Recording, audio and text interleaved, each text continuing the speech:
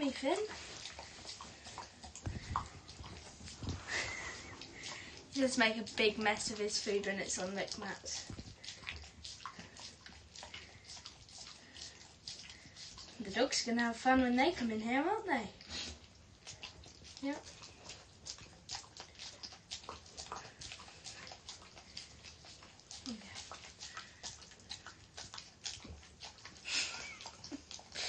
It's a big mess right there.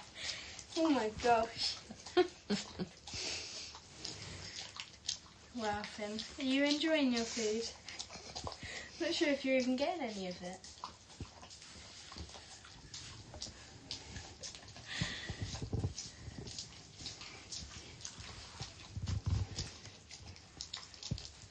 Should bring that one round. Should waited to give him the lick mats now. You have joined us today. That was a very sudden start there. Hello everyone, you've joined us today for our Wednesday Wisdom with Finn. Move in a little bit, I'll be sitting on Finn's food. Is that right? Yeah. Yep.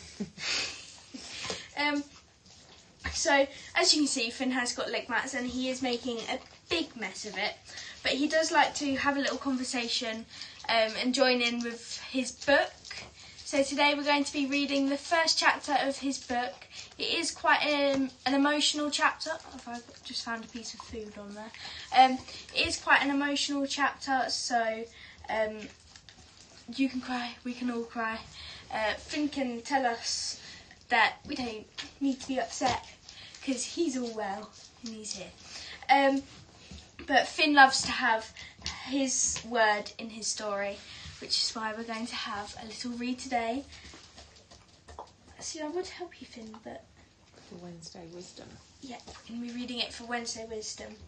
If you like it, we will read a couple more chapters if you really like it. And if you want to order it, then the Amazon link is in the post that we did shortly. A while ago, that makes sense. Earlier. So, yeah, earlier. So, let's just give Finn a little help with his food so he doesn't disturb us. Well, he probably will. He'll hear me say the first word and he'll be off barking. So that is why we give him a lick mat. Right, I'm just going to wipe the food on there because we don't want to get your book all dirty. So, let's start reading the first chapter of Fabulous Finn. Where's the book? Oh. Chapter 1. Wednesday the 5th of October 2016 at 2 a.m. We were doing a spot of training when the radios crackled into life. A property search of the kind Finn and I do often. Like pretty much all dog handlers, I train him on a daily basis. It keeps both him and me sharp and keeps my bond with him strong. But it seemed our training session was about to come to an abrupt end. I think I said that right.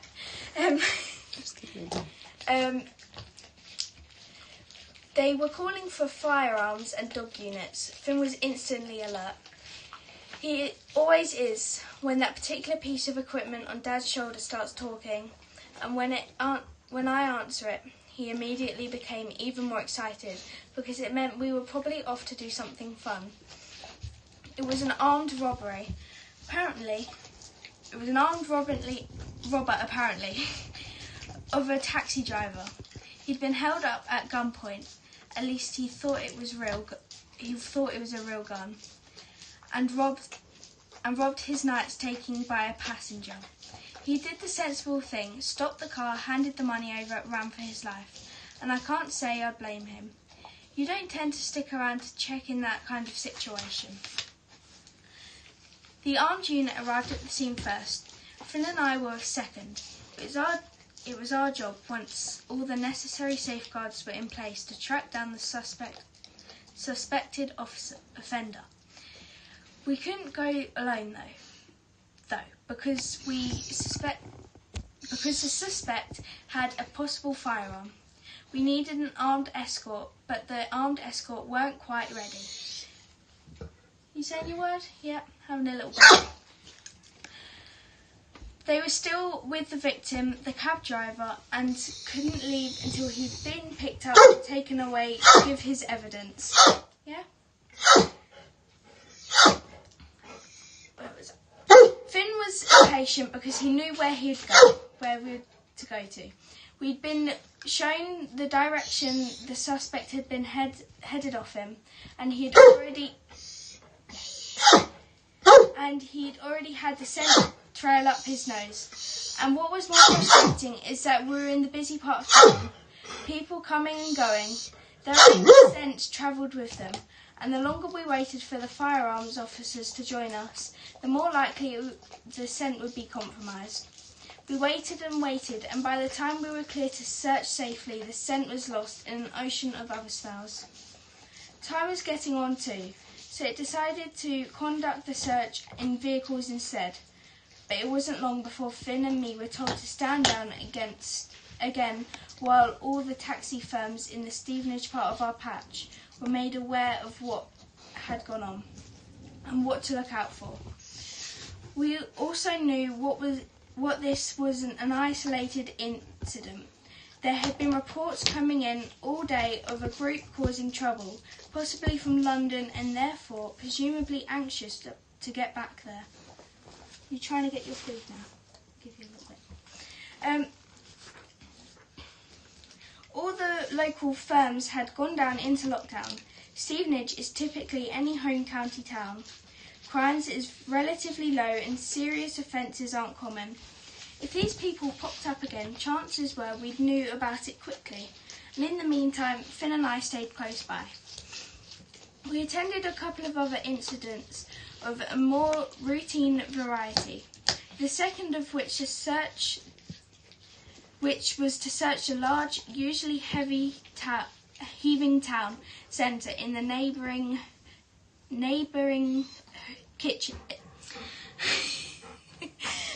Hitchin, looking for a person who probably didn't even exist. It was the dead of night now, cold and dark, and as far as we could see, and Finn could smell, of course, not a soul was out and about. So we went for a stroll, Finn enjoying the freedom of a very long line, which allowed him to investigate every dark doorway, stairwell and alley, always on the lookout in case something happened right in front of us, or better still, we found someone who was up to no good. This kind of patrol, or rather stroll, is never wasted. Nothing is when you're out with a police dog, and as with toddlers, there's always a chance for them and us to learn something new. And we did. We found several nooks and crannies that we'd never seen before. We also found a couple of new environments in which to do a spot for more training.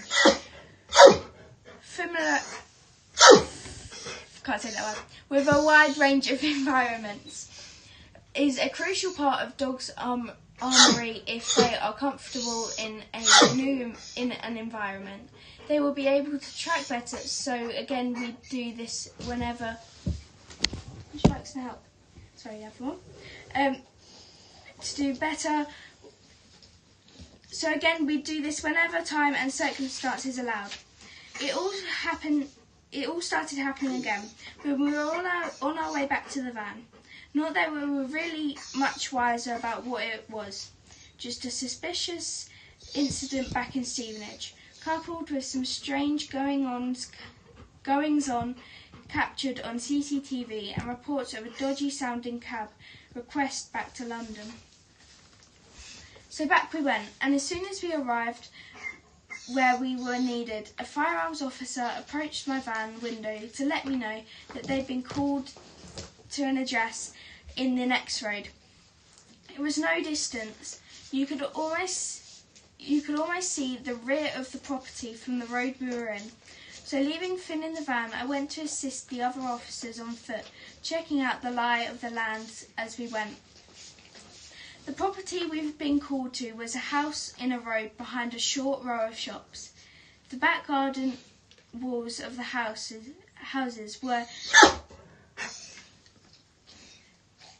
adjacent to the shop's delivery area, which we had looked where we had locked 12-foot metal gates at the end of a brick wall at the other. The only way out was on the main road. Then, assuming whoever was in the house couldn't use the front door, was via a narrow alley, which the last shop and the brick wall. So far so good, because the firearms unit obviously weren't there delivering flowers. Hello. This was possibly, the current location of the character we'd almost had a brush with earlier. No. He's saying that he was left in the van and he wanted to go have some fun. Where was it? This possibly the current location of the character we'd almost had a brush with earlier, and who now was a possible suspect in another reported incident. Another cabbie who'd picked up a suspicious-looking group had seen one of the passengers drop something he thought might be a metal pole or baton, but which had been hastily retrieved and hidden away. At this point, there was no need to deploy Finn. Instead, he had to sit and wait patiently in the van with his canine buddy Pearl, though Finn definitely doesn't wait patiently. I knew he'd be itching to join in, but right now it was simply a case of knock on the door and wait. Though for what we didn't know, because we didn't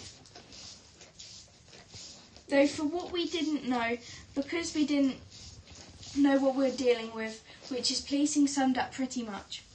What we did know was in the house we visited before, and again, not to deliver groceries from Tesco's. We dully knocked, and a familiar noise started up from the rear of the address.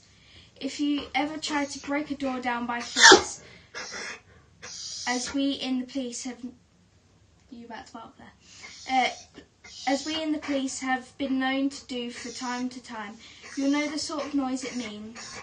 It's generally a thud, followed by the sound of surrounding walls reverberating, then the rattle of whatever door furniture is connected to the door. It sounded like someone was trying to break into the rear of the house, but logic told us...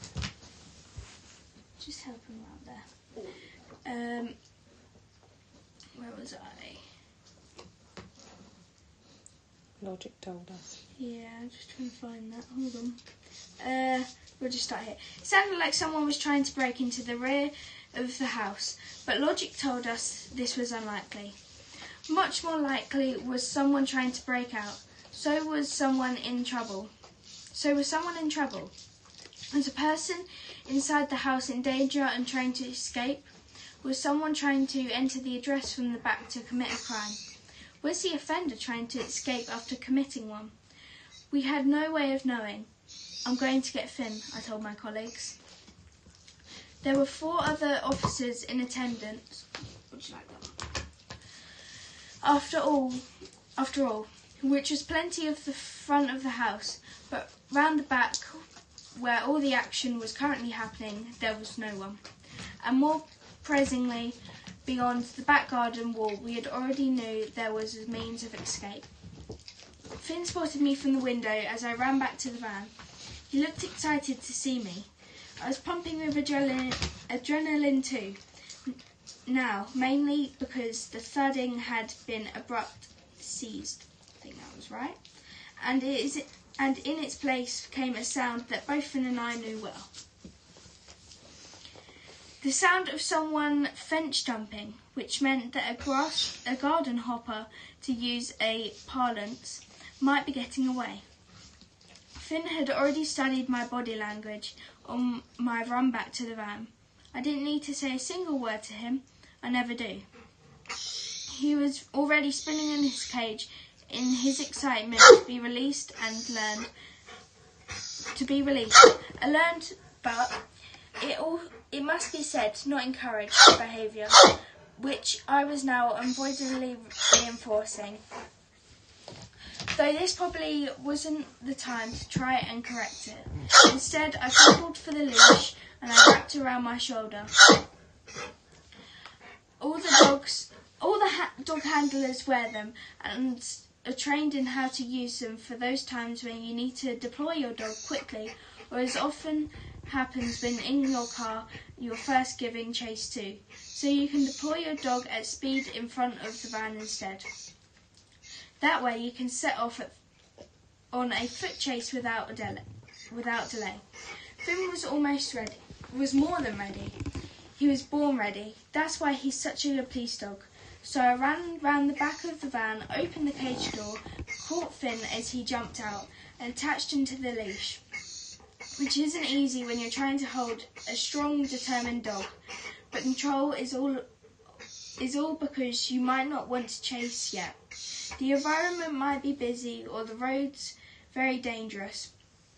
Having control could one day save a life, animal or human. I slammed the van door as we set off, and as I did so, my radio crackled again. There were 2 persons out of the window now, apparently in the delivery area behind the shops. Presumably the garden hopping I'd heard earlier. By now, a police car had driven to the 12-foot metal gates, lighting both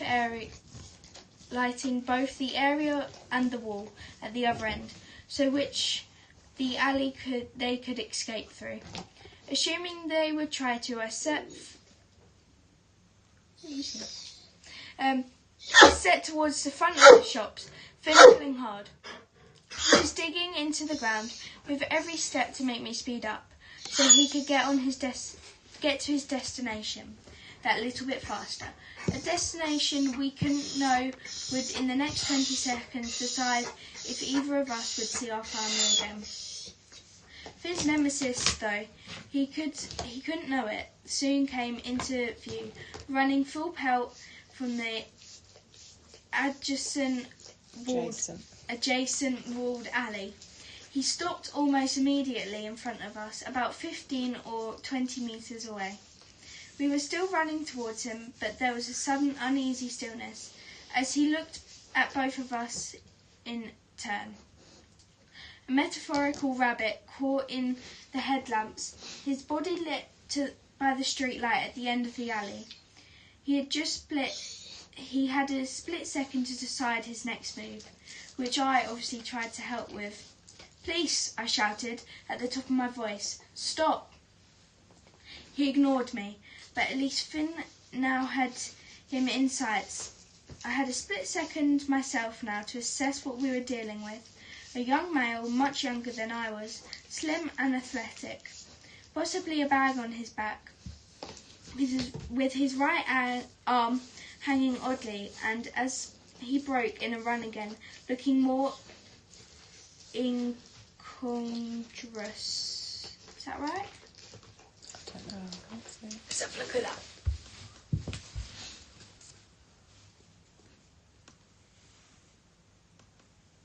Yeah, that was right.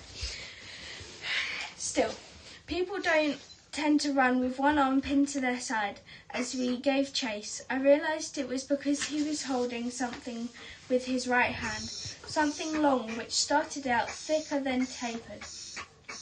Something like a police baton when fully extended. He was armed.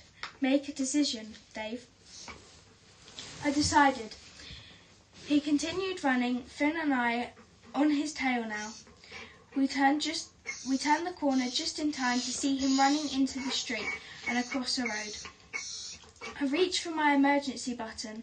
This cuts across all the other radio transmissions, and yelled a short message to say we were in pursuit of a suspect who might have a weapon.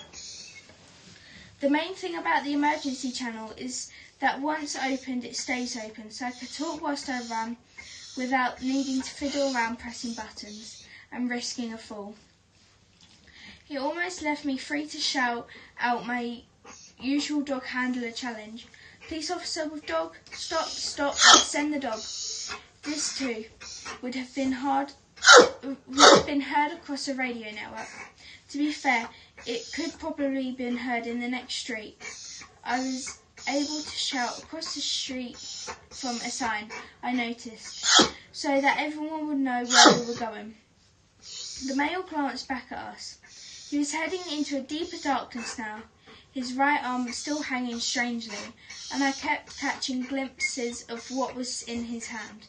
Whatever it was, he showed no sign of wanting to let it go. The next decision involved a box-ticking exercise. He was young, fast, possibly armed with a baton, and might have been responsible for an offence. I had no idea who he was, where he was going, or what his intentions were. But he wasn't going to stop, and would soon get away unless I sent Finn to get him for me. I run faster than Finn. I have no say in this matter, but the male didn't have £30 of equipment on his person. Neither was he shod in big clunky boots. Short of flying, I had no chance of reaching him. Finn, however, could run at 30 miles per hour when not attached to me, and would catch up with him in moments, stopping him, so I could take control and arrest him. The criteria had been met. I gave my challenge a second time, when once again it was ignored by the suspect. I reached down to Finn's collar and let him go. I ran after him, of course, but he was soon out of my sight, having deftly and quickly rounded a corner. By this time I'd come round it myself. Yeah, I know. It was to catch a glimpse of his tail disappearing through a flapping back garden gate. I'd had no time to get my torch out, so the garden was in darkness. But as Finn searched, the male suddenly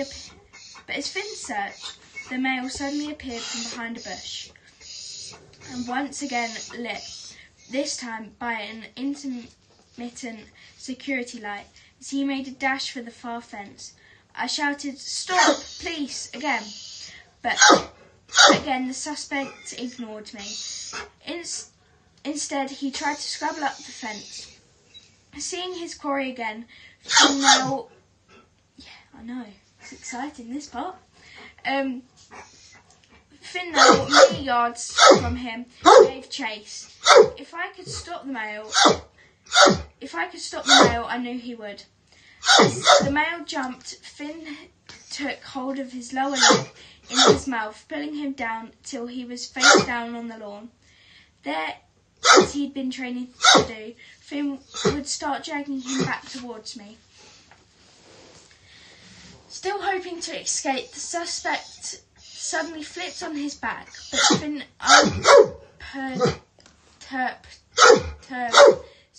simply allowed him to do so. Letting go and then suddenly re-gripping his neck. The male was now lying on his back, his upper body supported by his elbows, while I took hold of Finn's collar in my left hand. "You need to listen to me," I told him. "You need to stop fighting my dog. Once I felt I'd gained full control of the situation, would I ask Finn to let go." I was just about to continue. "You need to remain very still. You're under arrest," when something caught my eye, and just in this time had seemed to stop when we'd first encountered the male by the wall. It seemed to stop again, or at least go extreme slow motion. It would be these seconds, a scant couple which felt more like 20, that would become the focus of my recurrent flashbacks for weeks to come. I was straddling Finn's back now, my head 8 or so inches above his, when I saw the male lunge his hand forward suddenly towards Finn's chest. Finn was still pulling on his leg, still dragging him away from the fence, and though I saw the movement, I had no idea what the suspect was doing. I was about to find out in horrifying detail. The male came up off his shoulders, almost as if trying to do a sit-up. That's where the true nightmare began. I could see his hand moving back and a glint of something in it. and I watched a massive piece of dark metal which appeared to be pulling from Finn's chest. It looked like nothing I'd prepared for. This was no police baton. It was covered in blood, dark and gleaming, so long and so wide. It was a knife thicker than a ruler, and as long. It just kept coming out. It was ridiculously huge, like a hunting knife. I remember registering that appalling fact as well. It was enormous. The blade alone must have been full 10 inches long. It could have been more than a millisecond, but it felt like an age. "You've just stabbed my dog," I gasped. "What do you expect?" he replied with a chilling calmness. Then he lunged forward again, not towards Finn now, but towards me. I had no time to react, but Finn, angry now, did. He tugged hard on the male's leg, lifting it up and shaking it violently. This confused the energy of the fright and disturbed its forward motion, and all the suspect managed to do was slice open Finn's head, and as my hand was close by, he sliced that open too. Though it would be a good while before I even register it, I couldn't stand there any longer and wait for him to lunge again. My life was at risk now. My partner possibly mortally injured, though despite that, Finn was still pulling heroically on the male's leg. Something that I think stunned him into lying on his back again.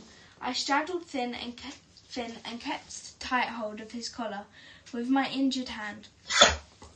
Adrenaline is a wonderful thing. I still hadn't even realised I was bleeding. Grabbed the suspect's hair with the other. Then Finn helped. I lifted him as far off the ground as I could, then managed before slamming him back into the ground. He held onto the knife, so we had to try again. And this time, with Finn still dragging him, and blood seemingly everywhere, we at least succeeded in forming him to drop it. And this is then, behind us. We'd found my fellow officers. I told Finn to let go, and they immediately took control. My nightmare was over, but Finn's was about to begin. That is the first chapter of Fabulous Finn. It's a very sad part. It's the first part, but the chapters go on to find about making laws, Finn and the vets.